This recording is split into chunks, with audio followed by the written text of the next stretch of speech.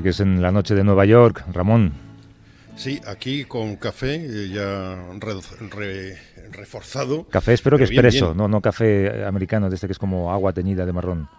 No voy a decir la marca, pero es la que tomamos todos ahora, que Era es muy la más interesante fácil de hacer. lo que decía Mariano Barroso, ¿no? Que en este debate no puedes tener una postura que no sea criticada inmediatamente. Mencionas la palabra embargo, te van a criticar. Mencionas la palabra bloqueo, Sí, cualquier cosa.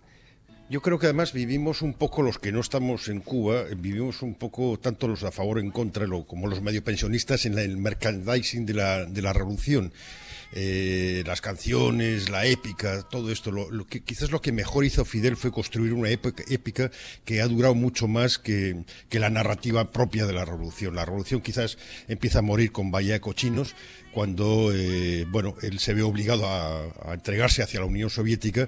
Después, cuando cae la Unión Soviética, llega el primer periodo especial que dejó una impronta terrible en la mentalidad de los cubanos. Hubo una caída, creo que del 36% del PIB, y ahora están rozando un segundo periodo especial, porque su nuevo suministrador de ayuda, que es Venezuela, también tiene sus propios problemas, y quizás por eso era la única baza que les quedaba, eran los americanos, y ahí la jugó de una forma muy inteligente Obama. Te voy a presentar a dos invitados. Uno es Abraham Jiménez Enoa, es periodista y director de la revista digital El Estornudo. Abraham, ¿cómo estás? Buenos días.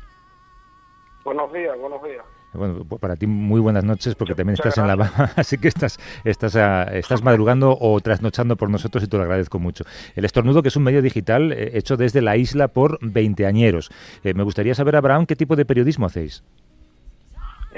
Básicamente nosotros lo que hacemos es periodismo narrativo. Es decir, si bien tenemos crónica, tenemos opinión, el grueso y el peso de la revista es totalmente periodismo narrativo, es decir, crónicas de largo aliento, grandes reportajes, y por ahí va la cosa. Nacimos en este mismo año, ¿no? En el 14 de marzo, llevamos 8 meses ya con la revista, intentando sacarla adelante, y nada, la idea es esa, intentar contar la nueva Cuba, que si bien no es Cuba ahora mismo, no es, bueno, hace un tiempo también, Cuba no es el periódico Granma, pero también creemos nosotros que tampoco lo es Giovanni Sánchez, y por ahí va la revista, ¿no? En algún lugar entre medias, 14 de marzo, por cierto, Día de la Prensa en Cuba, y una semana antes de la llegada de Barack Obama. Exacto, fue una semana antes, pero no fue ni siquiera con esa intención, fue que cayó por el azar que hizo que naciéramos ese día. Te pregunta Abraham, te pregunta Ramón Lobo desde Nueva York. Abraham, tituláis en la crónica que abre hoy vuestra página, a pesar de la realidad, lloré a Fidel. ¿Cómo podrías explicar esto a un lector o a un oyente español? No lo entendí, a pesar de la realidad. A pesar de la realidad, lloré a Fidel. Es el titular de vuestra web hoy. Ah, sí. Nada, lo que pasa es que Fidel, amén de que pueda ser su personalidad y sus ideas bien vilipendiadas, sí, nadie le puede quitar sus méritos en el país. La revolución cubana fue una cosa grandiosa conceptualmente. Cuando se enmarca en 1959, esos primeros años, lo que se pensaba que iba a ser, todas las ideas, todos los proyectos, todos los conceptos, es una cosa increíble.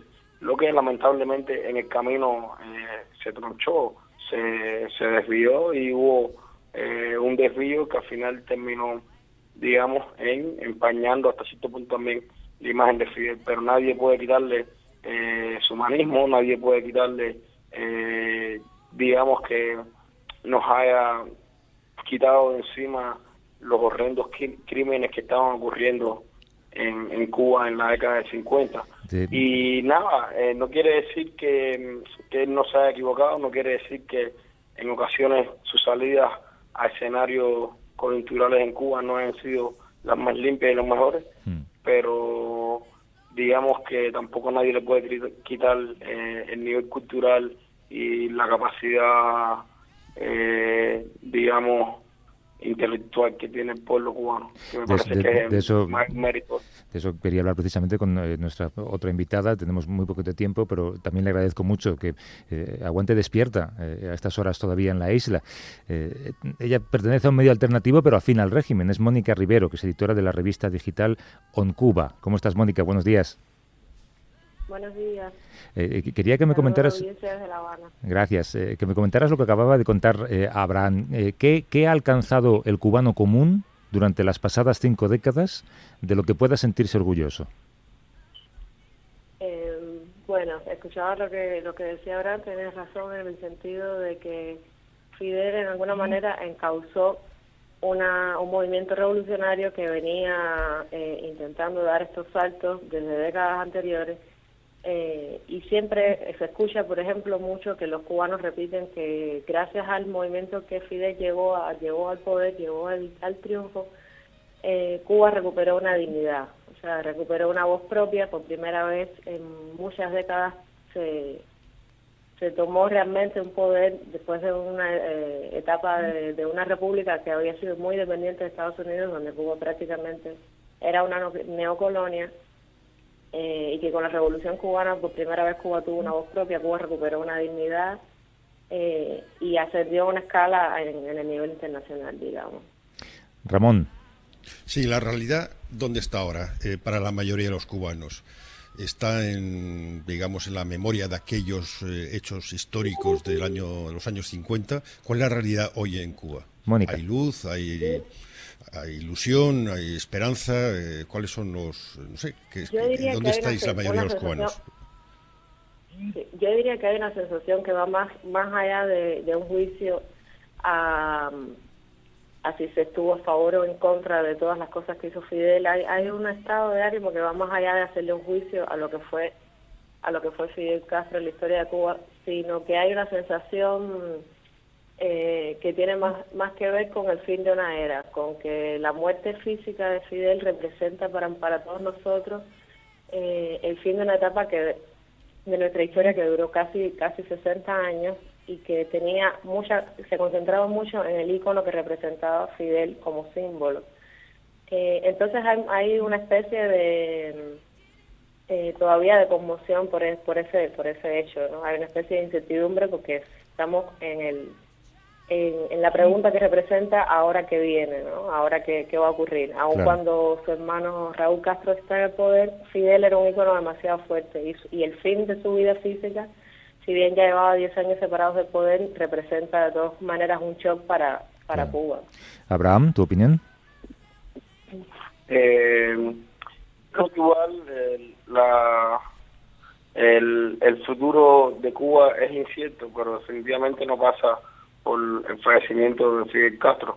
Es decir, la isla de Cuba es otra, no es la misma desde hace ya quizás más de una década, pero no tiene nada que ver con la desaparición física de Fidel. Yo creo que comparto totalmente el criterio de Mónica, que digamos que de algún modo, decir, Fidel sale, digamos, de las funciones del 2006 y quizás ya nosotros nos íbamos acostumbrando a su ausencia, ¿no? Que no deja de ser un golpe fortísimo de que ya no esté, pero no creo que tenga nada que ver con el futuro de Cuba ni que esto vaya a cambiar nada. Mónica, me gustaría preguntarte si sabes qué puede ofrecer la Cuba de ahora a los jóvenes. ¿Qué les puede ofrecer? ¿Esperanza? ¿Más cultura? Bueno, ayer comentábamos a alguien que, por ejemplo, sobre todo el fin de Fidel tiene esa sensación de, digamos, orfandad, de pregunta o de incertidumbre, tiene que ver mucho con una representación simbólica de cómo nos representamos nosotros mismos, lo que somos, lo que hemos sido y lo que vamos a hacer a partir de ahora. Yo pienso que una nueva voz que tiene que surgir, una nueva iniciativa, más allá, o sea, llevamos muchas décadas con esta figura de tanto peso, con tanta influencia en los cursos de los destinos del país, y para los jóvenes yo creo que ahora es el desafío grandísimo de tomar la batuta, digamos, de asumir esa voz, de asumir esa responsabilidad de nosotros dictar, después de todas estas décadas, que además comenzaron siendo orientadas por jóvenes. Fidel Castro llegó al poder a los 33 años, claro, y era en ese momento uno de los rebeldes más jóvenes. es el momento en que ahora otras voces de jóvenes asuman los destinos del país. Lo que pasa es que no sabemos quiénes van a ser en términos individuales esas voces y quiénes van a ser esos actores. Eso lo comentábamos. Estamos en ese momento de identificarlos. Lo comentábamos antes, ¿no? Que es un poder octogenario y nadie sabe quiénes son los que tienen que ser los siguientes de esa generación. No hay relevos, además. No, y hoy os agradezco mucho la conversación a esta hora de la madrugada, además en La Habana, y una noche tan especial para todos, especialmente para vosotros, lógicamente, que estáis allí. Abraham Jiménez Enoa, que es periodista y director de la revista digital El Estornudo, que desde aquí recomendamos, y de hecho espero, Abraham, que ahora mismo tengas muchas más visitas, y algunas de ellas desde España. Y por supuesto también a Mónica Rivero, que es editora de la revista digital On Cuba, periodista afín al régimen. Mónica y Abraham, mil gracias. Un abrazo y suerte. Gracias a ustedes. Buen día.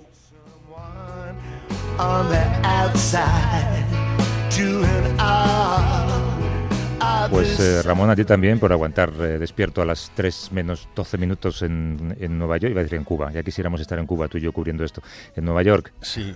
He estado cenando con unos amigos que a su vez el otro día estuvieron con uno de los periodistas del New York Times que estuvo en la entrevista con Trump y dijo que la sensación que les quedó a todos es que es absolutamente imprevisible. Es imprevisible, esto es un cañón y no sabes para dónde va a disparar. Y que su opinión coincide con la última opinión que ha escuchado. Lo que le han dicho. Yo decía ayer que seguramente cuando le dijeron que se ha muerto Fidel Castro respondería Fidel ¿qué? Ramón, que un abrazo fuerte. Un abrazo a todos. Hasta luego. Gracias.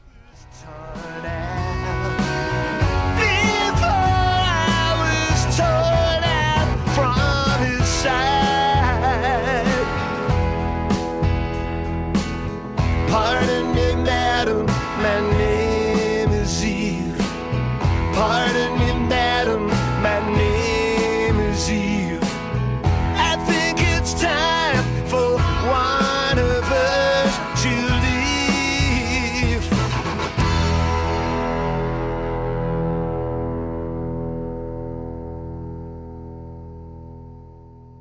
A vivir que son 2 días. Javier del Pino.